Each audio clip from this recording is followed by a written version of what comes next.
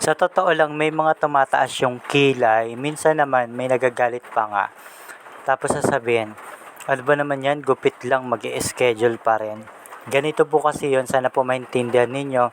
Kaya po kami nag-schedule ay para po maiwasan yung halimbawa, pumunta kayo sa amin tapos kami ay may home service at nanggaling pa po kayo sa malayong lugar.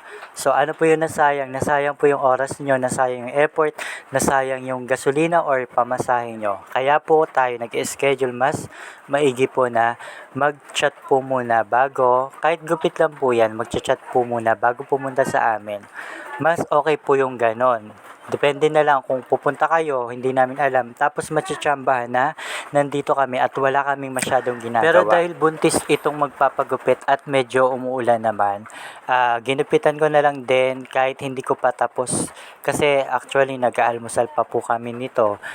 Hindi ko na lang tinapos muna, ginupitan ko muna siya dahil may paparating na rin po kaming ere-ereban ngayon. So ang ginawa po niya, nagpagupit siya, hindi naman siya nagpabawas, pinatanggal niya lang yung maraming split end sa buhok niya. So nagka-split end siya gawa nung nagpariban siya before. So ayan na nga yung sinasabi ko, naabutan na nga kami nung ire-reban namin. Kaya wait na lang siya ng konti. So bakit nga ba nagkaka-split ends? So maraming dahilan. Po pwedeng nung pagkariban niya ay hilaw yung buhok at nasobrahan ng plancha. Depende na rin po sa lifestyle niya doon sa kanyang buhok. Kung paano niya ito inaalagaan, po pwedeng tinatali niya ito ng basa or po pwedeng nagpa-plancha siya ng buhok.